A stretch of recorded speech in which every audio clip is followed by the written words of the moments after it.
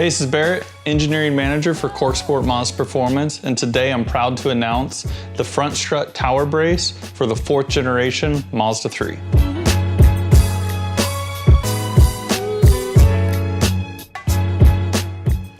The front strut tower brace is a popular modification for many platforms, and for good reason, as it's a simple and effective performance part for your car.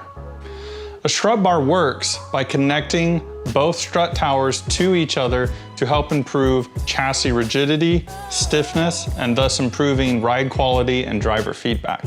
For the construction of the front strut tower bar for the Mazda 3, we wanted to find the right balance of strength and weight. To do this, we utilize a 3-piece design. This allows us to put the strength in the brackets that we're looking for, while also having a lightweight crossbar.